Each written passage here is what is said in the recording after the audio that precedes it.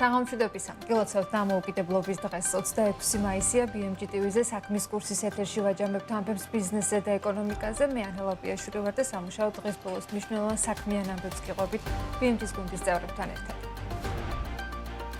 საქართველოს დამოუკიდებლობის დღეს ზეიმობს. თბილისსა და 12 რეგიონში წვეუამდებლებმა ფიცი დადეს. მიმდინარე წელი ახალშესაძლებლობებს იძლევა ამერიკელ და ქართველ ხალხებს შორის მეგობრული კავშირების კიდევ უფრო გასაღრმავებლად. სახელმწიფო დეპარტამენტის მდივანის მარკო რუბიოს მილოცვა საქართველოს დამოუკიდებლობის დღისადმი ქართველი ხალხის მისამართით სახელმწიფო დეპარტამენტი ავრცელებს.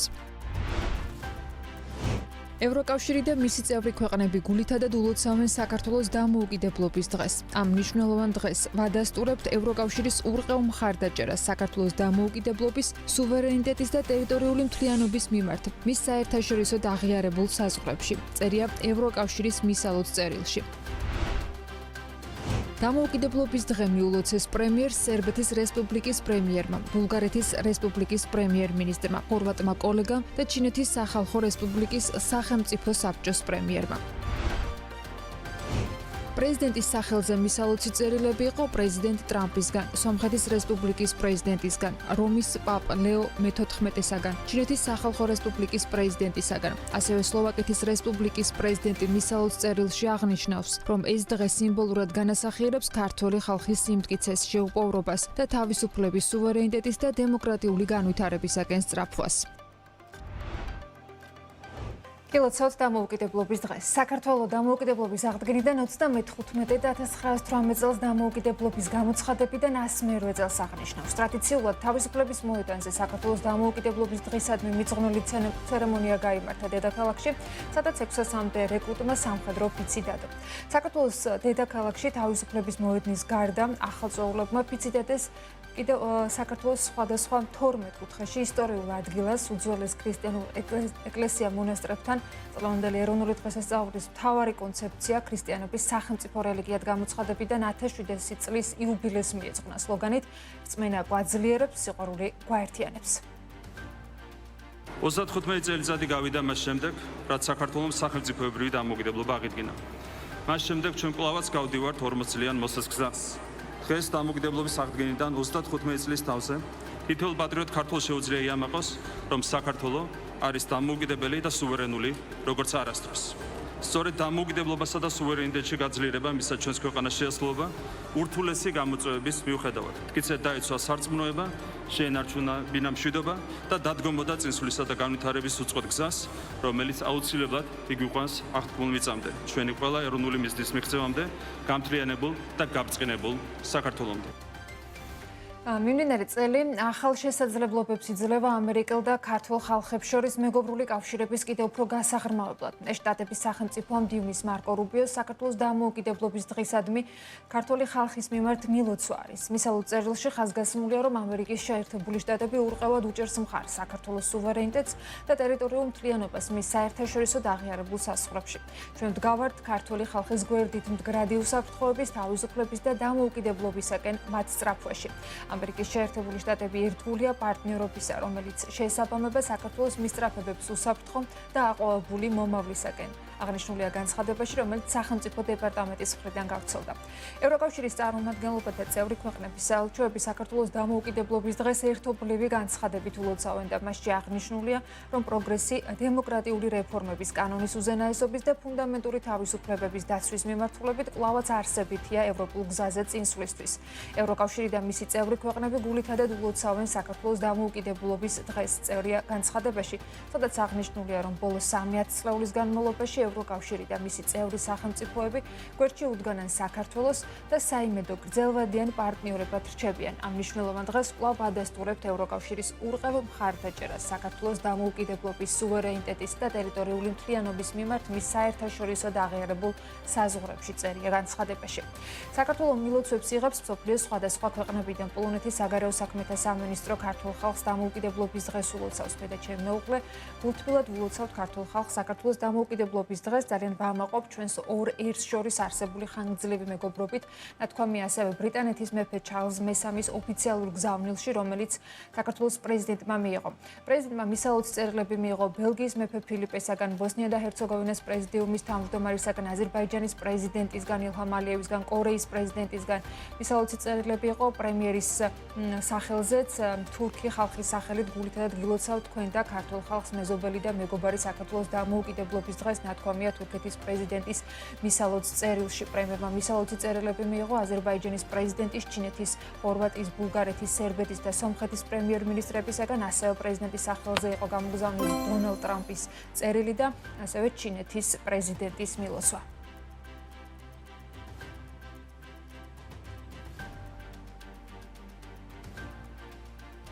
დამოუკიდებლობის დღის ღონისძიებების ფარგლებში თბილისში ორბელიანის მოედნის მიმდებარედ სხვადასხვა აქტივობა გაიმართა. მათ შორის წარმოდგენილი იყო მეღვინე მეწარმეების პროდუქციის გამოფენა გაყიდვა, სადაც ძირითადად საოჯახო მარნები იყო წარმოდგენილი. მცირე მეღვინეები აღნიშნავენ, რომ მსგავსი ტიპის ღონისძიებები პროდუქციის ცნობადობის გაზრდისთვის მნიშვნელოვანია. თუმცა მეღვინე მეწარმეების სხვადასხვა გამოწვევებზეც საუბრობენ, მათ შორის არის პროდუქციის გაყიდვის ბაზრები და საექსპორტო პოტენციალის ათვისება, ასევე საერთაშორისო ბაზრებზე ქართული ღვინის ცნობადობა. რას თავაზობენ მეღვინე მეწარმეები ბაზარს და როგორი არის მცირე ბიზნესის ხმა. დამოუკიდებლობის დღეს შუბაშვილის სიუჟეტი უნდა ვნახოთ.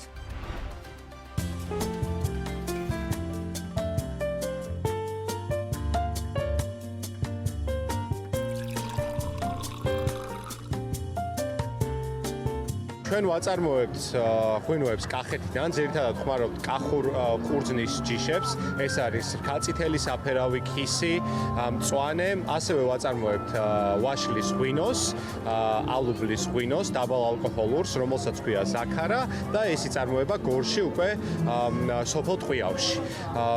მოცული ვარ, ასე ვთქვათ, როგორც კახეთში, ისე ქართლში, გორში და წარმადობა არის საშუალო, ღვინო დაახლოებით 25,000 ბოთლი, რაც შეეხება სიტრს დაახლოებით 50,000 ბოთლი. დღევანდელი დღე ძალიან მნიშვნელოვანი არის პატარა მეწარმეებისთვის, ჩემნაირი მეწარმეებისთვის, რომელსაც წარმოება დაახლოებით 20,000 ბოთლი ღვინო, რომ გავაცნოთ ფართო საზოგადოებას, გავასინჯოთ ჩვენი ღვინოები, უთხრათ, სად შეიძლება ამ ღვინოების შეძენა.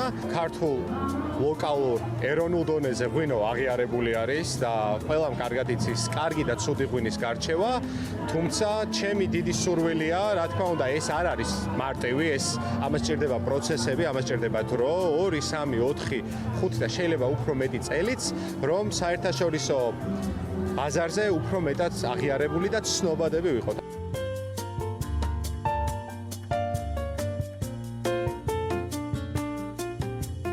ჩვენი მეღვინეობა დაფუძნდა 2021 წელს. 2021 წლიდან ვაწარმოებთ ღვინოს საკუთარი ვენახებიდან, რომლებიც არის ტიბანის მიკროზონაში და ჩვენი ქარხანა არის დედოფლის წყაროში. ღვინოს ვაყენებთ ტრადიციული კახური ტექნოლოგიით, კათან კონტაქტზე და ვაწარმოებთ მშრალი კატეგორიის ღვინოს. დღეს გვაქვს წარმოდგენილი 6 მშრალი სახეობის ღვინო, ქისი გვაქვს 2021 და 2023 წლის, ქაწითელი გვაქვს 2022 წლის, საფერავი გვაქვს 2022 წლის და კახური მწვანე გვაქვს 2023 წლის და ახლა ჩავუშვით ქისის და ქაწითელის ბლენდი, რომელიც არის გაკეთებული 2021 წელს. ასეთი ღონისძიებები ძირითადად სულ მაისის თვეში არის ხოლმე და ივნისის დასაწყისში და ფაქტიურად მეწარმეებს მხოლოდ დაახლოებით 1 თვე-ნახევარი გვაქვს შესაძლებლობა რომ აუდიტორიას გავაცნოთ და ძალიან მნიშვნელოვანია და ჩემი პირადი სურვილი იქნება რომ წლის სხვა მონაკვეთებშიც იყოს ასეთი ფესტივალები, იმიტომ რომ ძალიან კარგი საშუალებაა რომ გავაცნოთ ჩვენი ღვინო როგორც ქართულ აუდიტორიას, ასევე ტურისტებს. ჩვენ ვართ მცირე მეღვინეობა კახეთიდან, სოფელი კარდენახიდან, ჩვენი ვენახები არის წარაფის მიკროზონაში. 5 პოზიციის ღვინო გვაქვს, ქვევრის ღვინოს ვაწარმოებთ პრემიუმ ხარისხის. ზოგადად მცირე მეწარმეებისთვის ძალიან მნიშვნელოვანია ფესტივალები და განსაკუთრებით 26 მაისი. ჩვენი ძირითადი გასაღების ბაზარი არის ადგილობრივი ბაზარი, მაგრამ ძალიან დიდი სურვილი გვაქვს რომ გავიდეთ ექსპორტზე. ექსპორტი შედარებით რთულია მცირე მარნებისთვის და ამ გამოწვევებს ვებრძვით, მაგრამ დიდი იმედი მაქვს რომ წარმატებით გადავნახავთ. მცირე მარნებისთვის შედარებით რთულია მოიძიო პირდაპირ კონტაქტები, ვინც შეიძლება ექსპორტზე გაიტანოს ჩვენი ღვინო და რაც მთავარია, კარგი ფასით, იმიტომ რომ ძირითადად ექსპორტო ფასები საკმაოდ დაბალია ხოლმე და აი ამას ძალიან ვებრძვით მცირე მეღვინეობები, იმიტომ რომ ჩვენ ძალიან ორიენტირებულები ვართ ხარისხზე, შესაბამისად კარგი და მაღალი ხარისხის ღვინო ძალიან იაფი ვერ იქნება.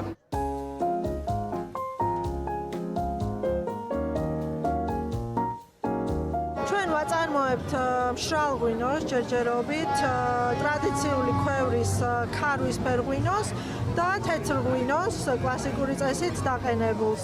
ესეთი ღონისძიებები ძალიან მნიშვნელოვანია, იმიტომ რომ შესაძლებლობა გვაქვს გავასინჯოთ ჩვენი ღვინო, როგორც ქართველებს, ისე უცხოელებს.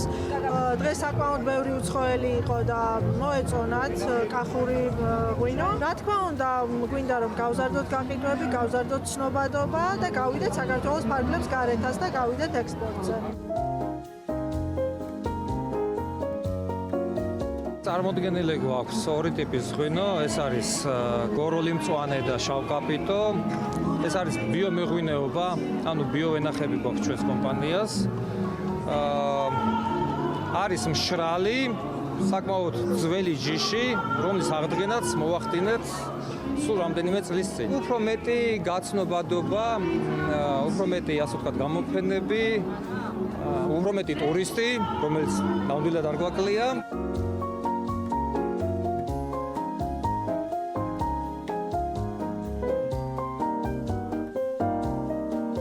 26 მაისი რაღაცნაირად ზეიმად დამკვიდრდა უკვე და ძალიან გვახარებს ეს ამბავი. დღეს ვარ წარმოდგენილები კავკასიის საერთაშორისო უნივერსიტეტის მეღვინეობა ეთნოუკამის სახელით. გვაქვს როგორც ქართლის ღვინოები, ისე კახეთიდან, ხაშმის საფერავი, ადგილწარმოშობის დასახელების ღვინოები და რაც ყველაზე მთავარია და მაგარია, გვაქვს გამოტანილი ოკამის ადგილწარმოშობის ღვინო, რომლის სპეციფიკაციის ავტორებიც ჩვენ თავად გახლავართ. ბუნებრივია ამ ცოდნას ჩვენ თავად გავცემთ, იმიტომ რომ მევენახეობა მეღვინეობის ფაკულტეტი ვართ და პირადად ჩვენს მარანში ეს ბუნებრივია ნაკლებად იგრძნობა. ტექნოლოგიებს ასე თუ ისე სრულად ვითვისებთ და აქეთ ვასწავლით ასე რომ ვთქვა, თუმცა ბუნებრივია კარგი იქნება თუ დამატებით იქნება ხელშეწყობები იმაზე, რომ რაც შეიძლება მეტად მოხდეს ამ ცოდნის გავრცელება მცირე მარნებში.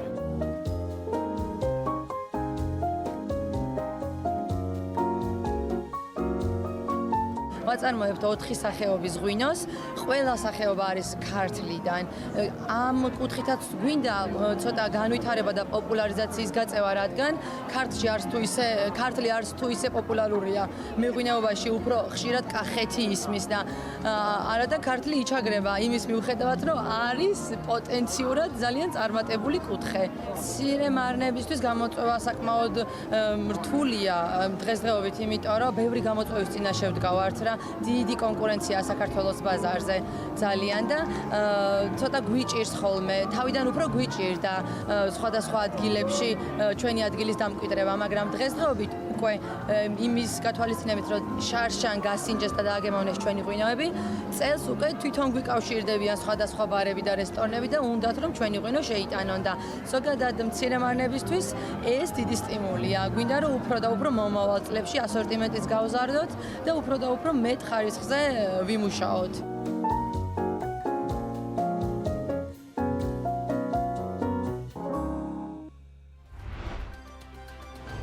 საქართველოს ეკონომიკური ზრდა არა სახელმწიფო პოლიტიკის, არამედ გარე ფაქტორების და მოქნილი კერძო სექტორის დამსახურება. ასეთია ეკონომისტ გიორგი ხიშტოვანის შეფასება, რომელიც საქმის კურსში ამბობს და აფასებს რა ტიპის ეკონომიკით ხვდება საქართველოს დამოუკიდებლობის აღდგენის 35 წელს. მისივე განცხადებით, დღეს ქვეყანას მოქნილი და ადაპტირებადი კერძო სექტორი ამუშავებს, რომელიც ცვალებად გარემოში სიტუაციური სარგებლის ნახვას ახერხებს, თუმცა ამ დინამიკის საპირისპიროდ სახელმწიფო მანქანა ნაკლებად ეფექტიანია. ჩავარდნილია თითქმის ყველა მსხვილი სექტორული პროგრამა, იქნება ეს სოფლის მეურნეობაში დახარჯული 100 მილიონი ლარი, რომელმაც ვერ უზრუნველყო კონკურენტული სისტემის შექმნა და დასაქმების პროგრამა, რომელიც უსარგებლოდ თავად პრემიერმა მოიხსენია.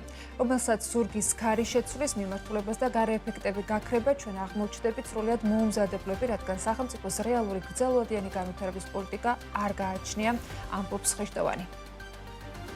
ანუ ჩვენ მივიღეთ დინამიური ბიზნეს სექტორი, რომელიც არის ადაპტირებადი და ყველგან ცდილობს რაღაცა თავისი სარგებლის ნახავს, რაც არის ძალიან დიდი პოზიტივი, მაგრამ ჩვენ ვაკვირდებით საკმაოდ დაბალი უნარების მქონე ადმინისტრატორებს, საჯარო ადმინისტრატორებს და პოლიტიკის გამტარებლებს, რომლებსაც ვერც ერთ მსხვილ საკითხს, ქართული ოცნებამ ვერც ერთ მსხვილ საკითხს ვერ მოაბა თავი.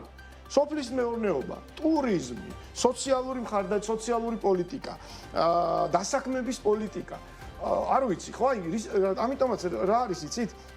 ესე ვთქვათ, მე მგონია, რომ საქართველოში 35 წლის შედეგად და ამას ჩემი აზრით მიუხედავად თავისი ბევრი ნაკლოვანებისა, ხელი შეუწყო 2000-იანი წლების, ესე ვთქვათ, რადიკალურმა რეფორმებმა ხელი, თავისი ბევრი ნაკლოვანების პარალელურად ამან მოგცა დინამიური კერძო სექტორი, მაგრამ და პლუს ამას გეოპოლიტიკური ბენეფიტების დროს ჩვენ დინამიური კერძო სექტორის პირობებში ვახერხებთ რომ გავდიდრდეთ. მაგრამ ხდება საჯარო სექტორი და პოლიტიკური სპექტრი, რომელიც უბრალოდ იღებს ბენეფიტებს ამ დინამიზმისგან და გარე ფაქტორებისგან, მაგრამ ამ დროს ვერ იყენებს იმისთვის, რომ როდესაც, ასე ვთქვათ, ზურგის ქარი შეიცვლის მიმართულებას, ჩვენ დავხვდეთ მზად. საქართველოს დამოუკიდებლობის აღდგენიდან 35 წელს ქვეყანას სტრატეგიული გაურკვევლობის წინაშე ამბობს ეკონომისტი. გიორგი ხიშტოვანის თქმით, თუ აქამდე დასავლური ვექტორი ცხადი და ურყევი იყო, დღეს ეგრეთ წოდებული მულტივექტორული პოლიტიკა ბევრ კითხვას აჩენს. რეალური პარტნიორობის ნაცვლად კი დასავლეთის მიმართ ხელისუფლება ხშირად მტრულ რიტორიკას იყენებს. მისი შეფასებით, ახლა სახელმწიფო ხედვის ფუნდამენტური გადააზრების დროა. ის მეცნიერების სპეციალისტები, რომლებიც ამ რეჟიმის მხარს უჭერენ, ამბობენ, რომ აი გადავერთეთ ახლა რაღაცა მულტივექტორულ პოლიტიკაზე, ანუ სახელმწიფოს აღარ აქვს რაღაცა ერთი სტრატეგიული, ასე ვთქვათ, პარტნიორობის არჩევანი გაკეთებული, რომელიც იყო აქამდე ყოველთვის, აი 35 წლიდან, შეიძლება დაახლოებით 30 წელი მაინც, თუ მეტი არა, ჩვენი მიმართულებით ბოლო 25 წელი ნამდვილად მეტიც შეიძლება 30-იც ნამდვილად იყო დასავლეთი. ეხლა აღარ არის დასავლეთი და რა თქმა უნდა ვიხსნიან რომ სოფლიო იცვლება, სოფლიო თუ იცვლება, ჩვენც უნდა მოვერგოთ და აღარ ყველა ფსონის დადება დასავლეთზე არის სარისკო. ქართული ოცნების პარლამენტის თავმჯდომარე მგონი ყველაზე მეტად რა სიტყვაც აქვს წელს ნახსენები და ბოლო წლები არის სიტყვა ბრიუსელი. ყოი მე რო ანალიზი ჩაატარო, ბრიუსელი იქნება ყველაზე ხშირად ნათქვამი სიტყვა და მე რო დაამატო კიდე ამ ანალიზს რომ რა კონტექსტში ეს არის მტრულ კონტექსტში. ჩვენ ავირიეთ ჩემი აზრით და 35 წელი და ეს გადააზრება სახელმწიფო ხედვის დროა 1918-1921 წლები არის პერიოდი, როდესაც საქართველო დამოუკიდებლობისთვის კი არა, მხოლოდ ეკონომიკური გადარჩენისთვისაც იბრძოდა. ომის ფინანსური კრიზისის და ბლოკადის ფონზე რამდენიმე პროფესიონალმა ქვეყნის ნანგრევებზე ევროპული ტიპის ეკონომიკური სისტემა მაშინ შექმნა. იმ წლებში შემოიღეს ეროვნული ვალუტა, ამოქმედეს პორტები და რკინიგზა, დაიწყეს ქართული პროდუქციის ევროპაში გატანა და დამოუკიდებელი საქართველოს პირველი ეკონომიკური ისტორიის დაწერა. ვინ იყვნენ ადამიანები, რომლებმაც სახელმწიფოს ეკონომიკური არქიტექტურა შექმნეს და როგორ აშენებდნენ ქვეყანას კრიზისის უწყვეტ რეჟიმში. სიუჟეტში გიყვებით.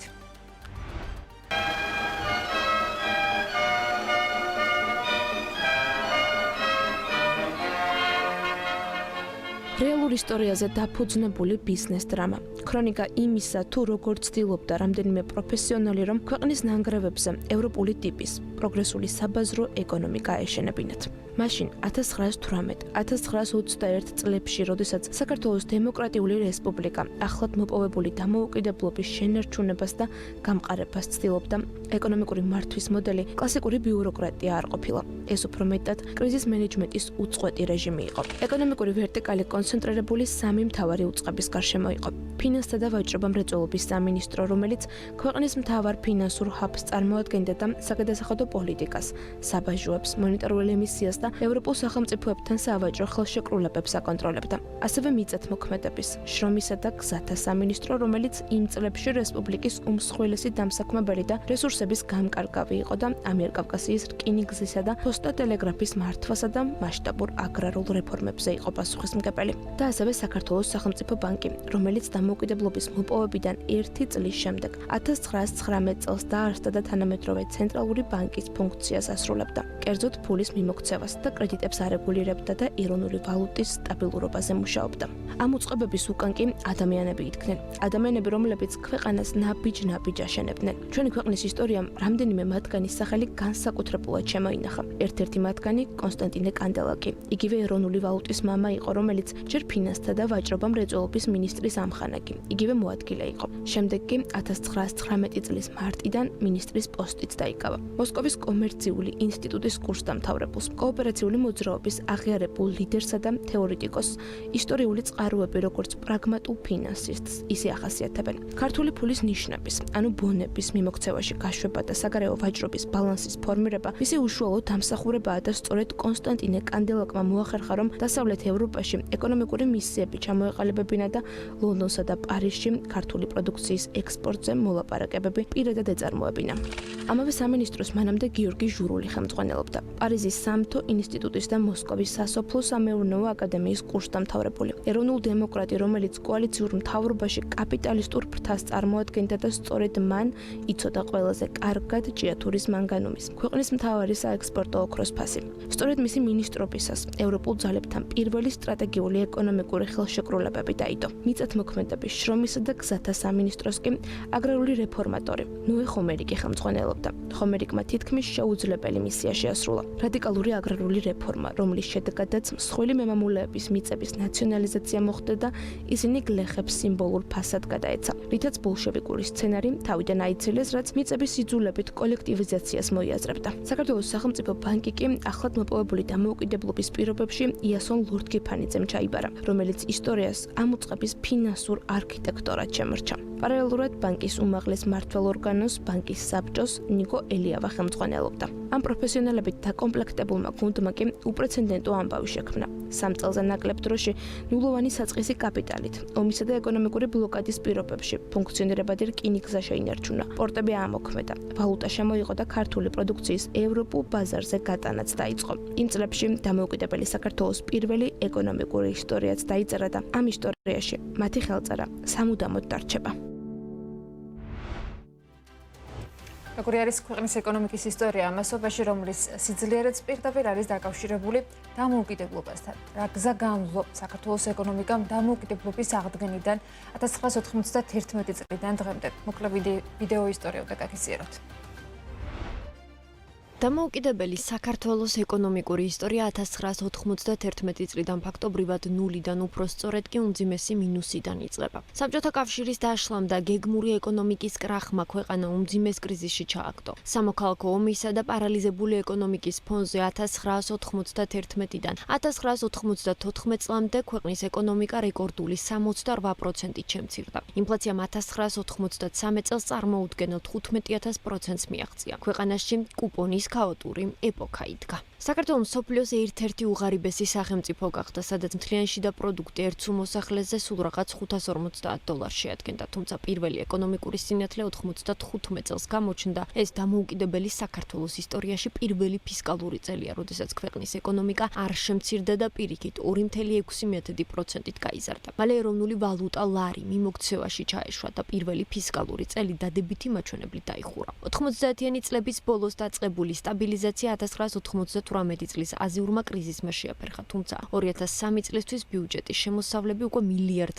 გადასცდა. მიუხედავად ამისა, კორუფცია და ჩრდილოვანი ეკონომიკა კვლავ მთავარ გამოწვევად რჩებოდა. სწორედ ამ კორუფციისა და რეგულაციების წინააღმდეგ ბრძოლით დაიწყო ახალი ეტაპი 2003 წლის ვარდების რევოლუციის შემდეგ. კახაბენდუქიცის თაოსნობით გატარებულმა რადიკალურმა რეფორმებმა ეკონომიკური ბუმი გამოიწვია. 2007 წელს სარეკორდო 12,6%-იანი ზრდა დაფიქსირდა. უცხოურმა ინვესტიციებმა $2 მილიარდ მიაღწია. ეს სწრაფი აღმასვლა 2008 წლის აგვისტოს ომმა და გლობალურმა ფინანსურმა კრიზისმა შეაჩერა. თუმცა საერთაშორისო დახმარებით ქვეყანამ მალევე შეძლო კრიზისიდან გამოსვლა. 2013 წლიდან ეკონომიკაში უკვე ახალი ხელისუფლების ცვლილებასთან დაკავშირებული ეპოქა იწყება. ეკონომიკურმა პოლიტიკამ უფრო მემარცხენე, ცენტრისტული და სოციალური ხასიათი მიიღო. თავდაპირველად ზრდის ტემპი შენელდა, თუმცა 2017-2019 წლებში ეკონომიკა საშუალოდ 5%-ით იზრდებოდა. ყველაზე დიდი დარტყმა 2020 წლის პანდემია მოგვაყენა, როცა ეკონომიკა 6,8%-ით შემცირდა, თუმცა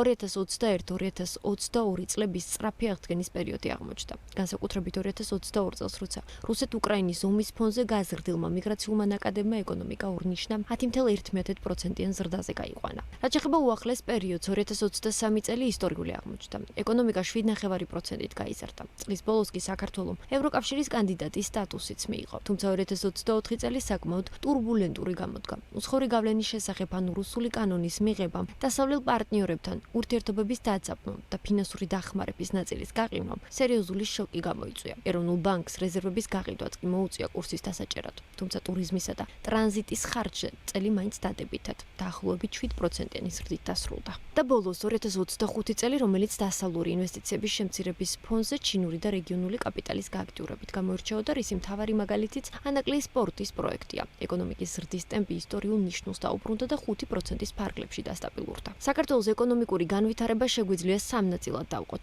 1995-2003 წლები, მაშინ როდესაც ეკონომიკა 63%-ით გაიზარდა. 2004-2012 წლები ეკონომიკის ზრდამ 70% შეადგინა და 2013-დან 2022 წლამდე პერიოდი, როდესაც 45%-იანი ზრდა გვქონდა. თუკი ეკონომიკური ზრდის პროცენტული მაჩვენებლით შევაფასებთ ქართულ ოცნებას, თანამედროვე საქართველოს ისტორიაში ყველაზე ცუდი შედეგი აქვს. განვლილი 35 წელი სავსე იყო როგორც დიდი ჩავარდნებით, ისე შთამბეჭდავი ნახტომებით. ეს ისტორია ერთ რამეს ნათლად ცხადყოფს. ჩვენს ეკონომიკას და რაც მთავარია ქართველ ხალხს ურთულეს გამოწვევებთან გამკლავების უდიდესი უნარი აქვს.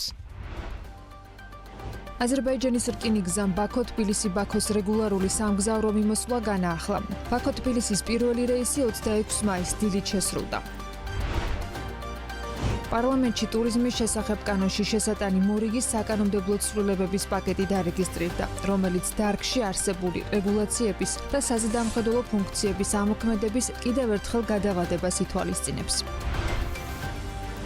საქართველოს მთავრობა თურქეთთან ელექტროენერგიის გაცვლის, ეგრეთ წოდებული ბარტერის მექანიზმს აამოქმედებს. ცვლილებები ელექტროენერგიის ბაზრის წესებში ეკონომიკის და მდგრადი განვითარების მინისტრის 21 მაისის ბრძანებით შევიდა. სკოლებისა და ბაღების მშენებლობა რეკონსტრუქციისათვის მთავრობა დროებითი ღონისძიებების შემოღებას გეგმავს. შესაბამისი ინიციატივა საქართველოს სივრცის დაგეგმარების არქიტექტურული და სამშენებლო საქმიანობის კოდექსში დაგეგმილ ცვლილებებში ასახული, რომელიც ინფრასტრუქტურის სამინისტრომ მოამზადა. უწყება განმარტავს, რომ დროებითი ღონისძიებების შემოღება ხელშეუწყობს სკოლების და ბაღების მშენებლობა უფრო მოქნილი იყოს და მიწის ნაკვეთის არსებულ რესურსს მოერგოს. 21.761 ჰექტარზე ციგ-გომბორის ეროვნული პარკი შეიქმნება. პარლამენტში წარდგენილი კანონპროექტით საგარეჯოს, გურჯაანის და თელავის მუნიციპალიტეტების ადმინისტრაციულ საზღვრებში 21.761 ჰექტარზე ციგ-გომბორის ეროვნული პარკი უნდა ამუშავდეს, ასევე შეიქმნება სიღნაღის აღკვეთილი 554 ჰექტარზე და ციგ-გომბორის დაცული ლანდშაფტი 17.562 ჰექტარზე.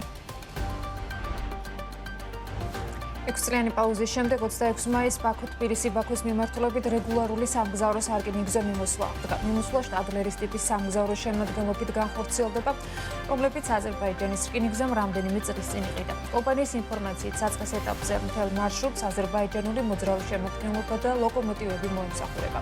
აზერბაიჯანის რკინიგზის ინფორმაციით, სასაზღვრო პროცედურებისათვის თითოეულ საზღვარზე 1 საათია გათვალისწინებული. აზერბაიჯანის რკინიგზის ინფორმაციით, ბაქო-თბილისი-ბაქოს მიმართულებით სამგზავრო მატარებელზე მზარდი ინტერესის გამო რეისებს დამატებით ვაგონები მიება. უწყების წარმომადგენელი განმარტავს, რომ მარშრუტზე მგზავრთა მოთხოვნა საკმაოდ მაღალია და გასაყიდად გამოტანილი 8400 ბილეთის 70%-ზე მეტი 25 მაისს საღამოსთვის უკვე გაყიდული იყო.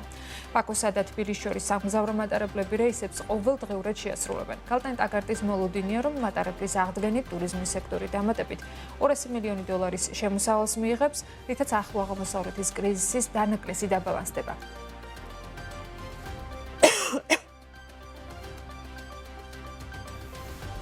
თბილისის კაპიტალის მონაცემებით აპრილში საქართველოს აეროპორტებში ფრენების რაოდენობა წლიურად 10.6%-ით არის შემცირებული, მარტში 6%-იანი კლების შემდეგ. მნიშვნელოვნად შენელდა არარეზიდენტების უნაღდო ხარჯების წლიური ზრდის ტემპიც, რაც ტურიზმიდან შემოსავლების რეალურ დროში პროგნოზირებადობისათვის გამოიყენება. თბილისის კაპიტალის შეფასებით მარტსა და აპრილში ტურიზმიდან შემოსავლების დანაკლისი კონფლიქტის გარეშე ალტერნატიულ სცენართან შედარებით დაახლოებით 170 მილიონი დოლარი იყო, თუმცა მეორე მხრივ ეს დანაკლისი სასაქონლო პროდუქციაზე ექსპორტის დაახლოებით 160 მილიონი დოლარით დაჩქარებამ თითქმის სრულად დააკომპენსირა. საყურადღებოა უახლესი მონაცემები საქართველოს აეროპორტებში დატვირთულობის მაისში გააქტიურებასთან დაკავშირებით 25 მაისის მდგომარეობით 2025 წლის მაჩვენებელთან ახლოს არის ეს შედეგები, აპრილთან შედარებით ზრდა არის როგორც რეზიდენტების, ისე არარეზიდენტების უნაღდო დანახარჯებშიც წერია TBC კაპიტალის მიმოხილვაში. უფრო დეტალურად რომ ჩავხედოთ TBC ბანკის არხებით გაწეულ მომხმარებელთა უნაღდო დანახარჯებს და ტრანზაქციების რაოდენობას წლიურ წრილში ზრდა არის. TBC კაპიტალის გამოქვეყნებული 2026 წლის აპრილის მიმოხილვის მიხედვით ჯამური უნაღდო დანახარჯები 13%-ით წლის წრილში და ტრანზაქციების რაოდენობა 15%-ით არის გაზრდილი. მიმოხილვის თანახმად აპრილში TBC ბანკის არხებით გაწეულ ჯამურ უნაღდო დანახარჯებში რეზიდენტებმა 87%-იანი, ხოლო არარეზიდენტებმა 13%-იანი წილი დაიკავა. ჯამური სამომხმარებლო დანახარჯების უდიდესი ნაწილი 64% საქონელზე მოდის, 36% მომსახურებაზე. კვლევის მიხედვით ჯამური უნაღდო დანახარჯების ყველაზე დიდი წილი სურსათს უკავია და მან 30% შეადგინა. ამავე პერიოდში სურსათზე უნაღდო დანახარჯები წლიურად 17%-ითაა გაზრდილი, ხოლო საშუალო დანახარჯი ერთ ტრანზაქციაზე 17 ლარია. TBC კაპიტალი მიუთითებს, რომ საქსტატის მონაცემები აჩვენებს კონკრეტულ რეალობას, რომლის მიხედვითაც სურსათსა და უალკოჰოლო სასმელებზე წლიური ინფლაცია არის 8%. სამომხმარებლო საქონლის სხვა კატეგორიებიდან საწვავზე უნაღდო დანახარჯები წლიურად 27%-ით, საშუალო ტრანზაქცია 56 ლარამდეა, ფარმაციაზე კი 20%-ით, სადაც საშუალო ტრანზაქცია 28 ლარია. ტანსაცმელსა და აქსესუარებზე კი 16%-ით არის გაზრდილი. ამ შემთხვევაში საშუალო ტრანზაქცია 106 ლარს უტოლდება. სხვა სექტორებისგან განსხვავებით, კლება არის სასტუმროების ინდუსტრიაში. 2026 წლის აპრილში სასტუმროებში გაწეულ უნაღდო დანახარჯებში წლიურად 70%-იანი კლება. TBC კაპიტალის ანალიტიკოსების შეფასებით სასტუმროში დანახარჯების შემცირება მეტწილად ფართო რეგიონში არსებულ გეოპოლიტიკურ დაძაბულობას უკავშირდება. სასტუმროებში უნაღდო დანახარჯების უდიდეს წილს 81%-ს არარეზიდენტები იკავებენ, რომელთა ხარჯვაც წლიურად 11%-ით კლებას აჩვენებს. ამავე პერიოდში სასტუმროებში საქართველოს რეზიდენტების უნაღდო დანახარჯები 14%-ით გაიზარდა. აპრილში სასტუმროებში ერთი საშუალო ტრანზაქციის მოცულობა 429 ლარი იყო. სასტუმროებისგან განსხვავებით დადებითი დინამიკა ნარჩუნდება კლების ობიექტებში, რესტორნებში უნაღდო დანახარჯები მაგალითად წლიურად 15%-ით არის გაზრდილი, სადაც საშუალო დანახარჯი ერთ ტრანზაქციაზე 33 ლარია. რესტორნებში გაწეული უნაღდო დანახარჯების 72% რეზიდენტებზე, 28% კი არარეზიდენტებზე მოდის. სეგმენტების მიხედვით საქართველოს რეზიდენტების ხარჯვა რესტორნებში წლიურად 24%-ით არის გაზრდილი.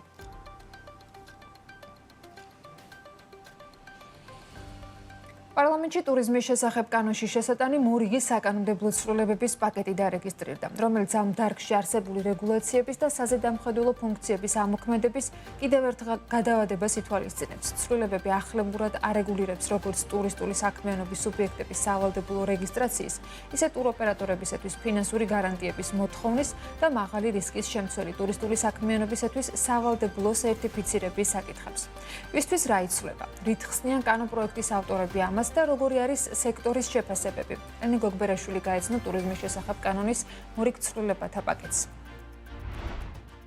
ტურიზმის დარგში არსებული რეგულაციების და საზედამხედველო ფუნქციების ამოქმედება კიდევ ერთხელ გადავადდება. პარლამენტი დაჩქარებული წესით განიხილავს ქართული ოცნების 3 დეპუტატის ავტორობით მომზადებულ ცვლილებათა პაკეტს, რომლის მიხედვითაც ეკონომიკურ საქმიანობათა რეესტრში სავალდებულო რეგისტრაცია სრულად უქმდება და იგი ნებაყოფლობითი ხდება. ამის ნაცვლად კი ტუროპერატორები, ტურისტული სააგენტოები და გიდები სავალდებულო რეგისტრაციას ერთწლიანი შეღავათის შემდეგ უშუალოდ საქართველოს ტურიზმის ეროვნული ადმინისტრაციის ბაზაში 2027 წლის 1 ივნისიდან გაივლიან. სიახლეა ისიც, რომ 3 წლით 2030 წლის 1 ივნისამდე გადავადდა ფინანსური გარანტიების წარდგენის ვალდებულება შესაძლო გადახდის უნარობის შემთხვევების დაზღვევისთვის როგორც ტუროპერატორებისთვის, ისე კომბინირებული ტურისტული სერვისების მიმწოდებელი სუბიექტებისთვის.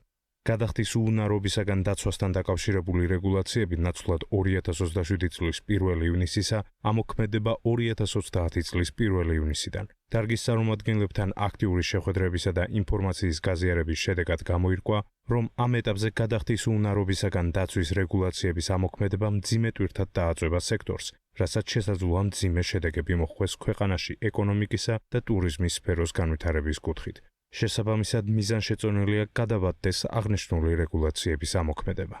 მიუხედავად იმისა, რომ აღნიშნული რეგულაცია ტურისტული პაკეტის ღირებულებას მცირედით გაზრდის, ექსპერტების ნაწილის შეფასებით ეს ქვეყნის რეპუტაციისა და ვიზიტორის მშვიდი მოგზაურობისთვის გადამწყვეტია. ყველა ოპერატორს, ვისაც ასეთი მოთხოვნა დაუდგება, პირველ რიგში მივა ბანკში და იღებს საბანკო გარანტიის რაღაცა პირობებს, რომ მის მიერ დაზღვეული კლიენტს ჰქონდეს შესაბამისი. ეს პაკეტს აძვირებს, მაგრამ დამერწმუნეთ ჯობია აქ ჩამოსულმა ადამიანმა აქ აიღოს ეს პაკეტი ისეთ ბანკის დაზღვევით, რომელსაც აქვს საერთაშორისო აკრედიტაცია, ვიდრე წავიდეს აიღოს ამერიკაში, გადაიხადოს გაცილებით ძვირი და არ იყოს დაზღვეული ფიზიკურად აქ. ფინანსურად კი დაზღვევა ექნება, მაგრამ ფიზიკურად შეიძლება ამ დამზღვევით მან ვერაფერი სერვისი ვერ მიიღოს. ამიტომაც ეს სისტემა ასაწყობია. ახალგაზრდა გიდების ასოციაციის ხელმძღვანელი რეგულაციების გადავადებას მიესალმება, რადგან მიიჩნევს, რომ რეფორმა ბიზნესს არ უნდა აფერხებდეს. ლაშა ბერეკაშვილი თვლის, რომ პროცესი უნდა იყოს ეტაპობრივი და მკაცრ რეგულირებას წინ უნდა უძღოდეს სექტორის სერტიფიცირების და ზრდის ხელშეწყობის ღონისძიებები. ბერეკაშვილი თვლის, რომ ტურიზმის განვითარებისთვის საჭიროა ქაოტური ნაბიჯებიდან სისტემურ რეფორმებზე გადასვლა, სადაც სახელმწიფო და კერძო სექტორი სინქრონულად იმუშავებს.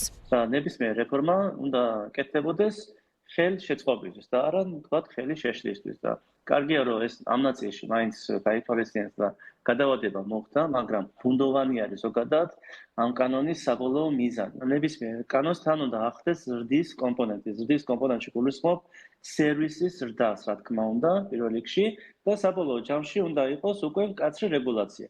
ანუ ჩვენ როცა უკვე აღვიცხავთ, როცა სერტიფიცირებას გავაკეთებთ ამ კომპანიების, შემდეგ როცა უკვე გავზრდით მათ მომსახურების დონეს, შემდეგ უკვე გარკვეულ მკაცრ რეგულაციებს შემოვიღებთ. ტურიზმის კანონში ცვლილებათა ახალი პაკეტის მიხედვით რისკის შემცველი ტურისტული მომსახურებების მიმწოდებლები 2026 წლის 1 ივნისიდან სავალდებულო სერტიფიცირებას დაექვემდებარებიან. კერძო სადაზღვევო სექტორთან და სახელმწიფო დაზღვევის ზედამხედველობის სამსახურთან კონსულტაციების საფუძველზე იცვლება სავალდებულო დაზღვევის მოდელიც. თუ ძველი ვერსიით ყველა მიმწოდებელს მოეთხოვებოდა პროფესიული პასუხისმგებლობის დაზღვევა, ახალი პროექტით მთავრობის დადგენილებით დიფერენცირებულად განისაზღვრება, თუ რომელ სუბიექტს დასჭირდება მხოლოდ პროფესიული ან მხოლოდ სამოქალაქო თუ ორივე სახის დაზღვევა ერთად. ტურიზმის სფეროს სპეციალისტებს მიაჩნიათ, რომ რისკის შემცველი ტურისტული საქმიანობების სერტიფიცირება სახელმწიფო ჩინოვნიკის საქმე არ არის. მე საქმე უნდა აკეთოს არა ჩინოვნიკმა, სახელმწიფოს მიერ დასმულმა მენეჯერმა, არამედ ადამიანებმა, რომელსაც აქვს ამის წყლობით გამოცდილება, ანუ ავტორიზაციის ორგანო ერთია, ხოლო ავტორიზაციის ორგანოს მიერ შერჩეული მასერტიფიცირებელი ჯგუფი ის კიდე მეორე სხვა. ეხლა მაგალითად შვეიცარიაში ეს მუნიციპალურ დონეზე წყდება და მაგალითად მუნიციპალიტეტი, რომელიც იძლევა სამუშაო უფლებას გიდისთვის მთაში, ეკითხება მთის გიდის ასოციაციას, რომ ესა თუ ის ადამიანს აქვს თუ არა შესაბამისი ცოდნა. ეს სქემები ამ კანონპროექტში გარკვეულად დებს.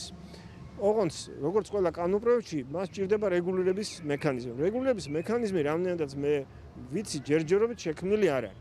ანუ კანონი შეიყვანო ძალაში და აამოქმედო ისე რომ რეგულირების მექანიზმი არა ძალიან საშიში საქმეა, იმიტომ რომ უბრალოდ შეიძლება გააფუჭო ყველაფერი. საქართველოს ტურიზმის ინდუსტრიის ალიანსის თანადამფუძნებლის შეფასებით რეფორმის მიზანი ქართული კანონმდებლობის ევროპულ სტანდარტებთან სინქრონიზაცია უნდა ყოფილიყო, თუმცა მას შემდეგ, რაც შეიცვალა ქვეყნის პოლიტიკური ვექტორი, კანონში შესული ცვლილებები აღარ ემსახურება ტურისტული საქმიანობის გაუმჯობესებას და ახალი ატრაქციების შექმნას. თამუნა თანდაშვილის თქმით, ტურიზმის ეროვნულმა ადმინისტრაციამ ვერ შეძლო გამხდარიყო ეფექტური მარეგულირებელი ორგანო და რეფორმა ძირითადად გადავადებებით შემოიფარგლება. პოლიტიკური ვექტორი შეიცვალა, შესაბამისად, მთელი რიგი ცვლილებები, რომელიც კანონში შედის, ერთის მხრივ ვერ ხედავთ, რომ ემსახურებოდეს ტურისტული საქმიანობის გაუმჯობესებას, ემსახურებოდეს ახალი ტურისტული ატრაქციების შექმნას მარტივად, რეგულაციების შემოღებას, რომელიც სინქრონიზირებული იქნება ევროპული ბაზრების მოსაზიდად. ჩვენ ვერ ხედავთ, რომ ტურიზმის ეროვნული ადმინისტრაცია გახდა მარეგულირებელი ორგანიზაცია, ძირითადად გადადებებს და გადავადებებს ხედავთ, ფაქტები ასეთია ყოველ შემთხვევაში. პროფესიონალები ვარაუდობენ, რომ რეფორმამ თავისი შინაარსით ვერ უპასუხა და არ უპასუხა დასახულ ამოცანებს. ტურიზმის შესახებ კანონის მოთხოვნების დარღვევით საქმიანობას სოლიდურ ფინანსურ სანქციებს ითვალისწინებს. მაგალითად, უზრუნველყოფის წარუდგენლობისა და გადახდის უუნარობის უზრუნველყოფის გარეშე საქმიანობა 1000 ლარიდან 3000 ლარამდე საჯარიმო სანქციებს ითვალისწინებს. რისკის შემცველი ტურისტული მომსახურების უსერტიფიკატოდ განხორციელებისთვის კი 3000-დან 6000 ლარამდე ჯარიმაა განსაზღვრული. გამომდინარე იქიდან, რომ ცვლილება ეხება იმ რეგულაციების ცვლილებებს, რომელთა ამოქმედების თარიღად მოქმედი ტურიზმის შესახებ კანონით 2026 წლის 1 ივნისია განსაზღვრული, პარლამენტი ცვლილებათა პაკეტს დაჩქარებული წესით განიხილავს. ტურიზმის ეროვნული ადმინისტრაციის ინფორმაციით აზიის რეგიონში ერთ-ერთი უდიდესი ტურისტული გამოფენა შანხაიში საქართველოს სტენდით გაიხსნა. საქართველოს ITB China-ზე პარტნიორი ქვეყნების სტატუსით მონაწილეობს. ITB China-ზე საქართველოს საგამოფენო სივრცეში 400 კვადრატულ მეტრს უთმობს. სპეციალურად მოწყობილ სამუშაო პავილიონში კი 30-მდე ქართულ კომპანიას შესაძლებლობა აქვს შეხვედრები გამართოს და ბიზნეს კავშირები დაამყაროს პოტენციურ პარტნიორებთან. 3 დღის განმავლობაში ITB China-ს სტუმრებს საშუალება ექნებათ ახლოს გაეცნონ ქართულ კულტურას, ფოლკლორს, გასტრონომიასა და ღვინოს. საქართველოს კულტურის სამინისტროს მხარდაჭერით პავილიონში სპეციალურ კულტურულ პროგრამას ანსამბლი რუსთავი წარადგენს. გამოფენის ვიზიტორებს შეუძლიათ დაათვალიერონ ქართული რეწვის ნიმუშები და მიიღონ ინფორმაცია საქართველოს მუზეუმებზე თუ ფონდებში დაცული უნიკალური კოლექციების შესახებ. ტურიზმის ადმინისტრაციის ინფორმაციით დაგეგმილი არის მასტერ-კლასები როგორც ტრადიციულ რეწვაში, ისე ქართულ კალიგრაფიაში. ასევე ქართული შეფმზარეულების სტუმრებისათვის კულინარიულ შოუს გამართავენ, პარალელურად ქართული ღვინის დეგუსტაცია უნდა მოეწყოს. საქართველოს პარტნიორი ქვეყნის სტატუსით წარდგენა ხელშეუწყობს ქვეყნის ცნობადობის ამაღლებას და ახალი ტურისტული ნაკადების მოზიდვას ჩინეთიდან. გამოფენის განმავლობაში საქართველოს ტურისტული მიმართულების შესახებ მომზადებული სპეციალური ვიდეორგოლები ჩინურ მედიას და წამყვან ციფრულ არხებში გაშუქდება.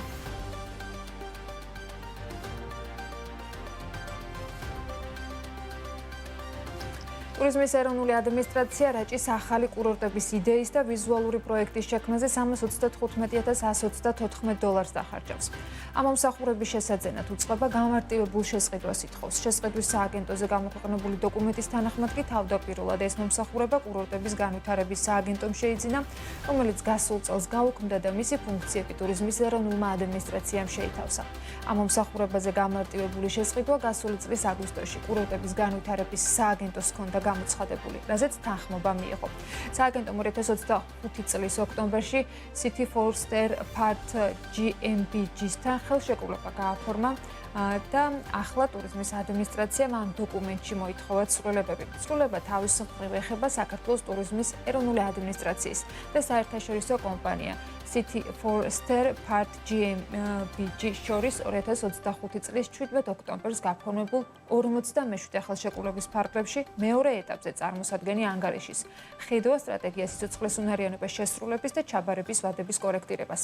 რაც შეეხება ვადების გადაწევის მიზეზს, ამ შემთხვევაში ადმინისტრაცია მეტეოროლოგიურ პირობებს ასახელებს, რამაც მათი ინფორმაციით საველე სამუშაოების წარმოება გააჭიანურა.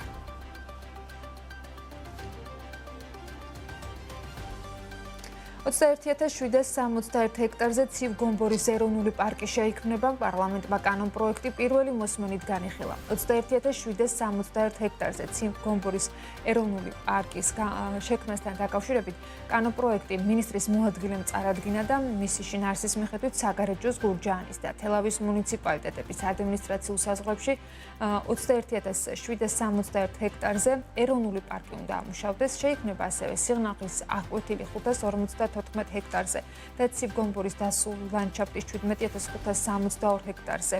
სივრცეები ცივგომბორის ეროვნული პარკის და სიღნაღის აკვეთილის მართვას დაცული ტერიტორიების სააგენტო განახორციელებს, ხოლო ცივგომბორის დაცული ლანდშაფტის მართვას დელეგირებული უფლებამოსილების ფარგლებში გურჯაანის მუნიციპალიტეტი. კანონპროექტის ძალაში 1 ივნისიდან შევა, ხოლო ცივგომბორის დაცული ლანდშაფტის შექმნასა და ფუნქციონირებასთან დაკავშირებული მუხლები 2027 წლის 1 იანვრიდან ამოქმედება. საქართველოს მთავრობა თურქეთთან ელექტროენერგიის გაცვლის, ეგრეთ წოდებული ბარტერის მექანიზმს აამოქმედებს. შესაბამისი ცვლილებები ელექტროენერგიის ბაზრის წესებში ეკონომიკის და მდგრადი განვითარების მინისტრის მარიამ ქრივიშვილის 21 მაისის ბრძანებით არის დადასტურებული. ამ ცვლილების თანახმად 2026 წლის მაისი-ივლისის პერიოდში საქართველოდან თურქეთში ესკოს მიერ ელექტროენერგიის ექსპორტი განხორციელდება იმ პირობით, რომ მიწოდებული ენერგია ქვეყანას შემოდგომაზე სექტემბერ-ნოემბერში იმავე მოცულობით დაუბრუნდება. ანალოგიური ნორმა ამოქმედება 2018 წელსაც, რაც ქვეყნებს შორის ენერგიის ბარტერულ შეთანხმებას ითვალისწინებდა. ბრძანებაში აღნიშნულია, რომ მექანიზმის მიზანია ელექტროენერგეტიკული სისტემის მდგრადი საიმედო და სტაბილური ფუნქციონირება, ასევე სისტემაში წარმოქმნილი ელექტროენერგიის სიჭარბის მართვა და დეფიციტის დაფარვა უსასყიდლო ოპერაციით. დოკუმენტის მიხედვით, გაზაფხულის პერიოდში ექსპორტისთვის განსაზღვრული მოცულობა ელექტროენერგეტიკული ბაზრის ოპერატორზე სპეციალური წესით განაწილდება. ეს მოცულობები ბაზრის არსებული ბალანსირების პროცედურების გვერდისავლით დამუშავდება. ბაზრის ოპერატორი ვალდებული იქნება ექსპორტის დაწყებამდე მინიმუმ 1 დღით ადრე დისპეჩერიზაციისათვის ლიცენზიანტს წარმოდგინოს შესაბამისი ხელშეკრულება და საათობრივი საპროგნოზო გრაფიკები. ცვლილებებით ასევე განისაზღვრება ელექტროსადგურების მუშაობის დროებითი წესი იმ პერიოდში, როდესაც ქვეყანაში ელექტროენერგიის სიჭარბეა, რაც საქართველოში ყოველთვის ემთხვევა გაზაფხულს და ზაფხულის დასაწყისს, როდესაც წყალუხვობის გამო ჰიდროელექტროსადგურების გამომუშავება მატულობს. ახალი წესი არ შეეხება იმ სადგურებს, რომლებსაც ბაზრის ოპერატორთან გაფორმებული აქვთ ელექტროენერგიის გარანტირებული შესყიდვის შესახებ ხელშეკრულებები, ან ეგრეთ წოდებული ფასთაშორის სხვაობის ხელშეკრულებები, თუ მათ შესაბამის პერიოდში ოპერატორის წინაშე სავალდებულო მიწოდების ან ანაზღაურების ვალდებულება აქვთ. დოკუმენტის თანახმად ელექტროსადგურებს აღნიშნული პირობების გათვალისწინება მოუწევთ როგორც ენერგეტიკულ ბირჟაზე ვაჭრობისას, ისე პირდაპირ ნასყიდობის ხელშეკრულების გაფორმებისას. წინააღმდეგ შემთხვევაში კი ხელშეკრულების რეგისტრაციაზე უარის თქმა შესაძლებელი იქნება.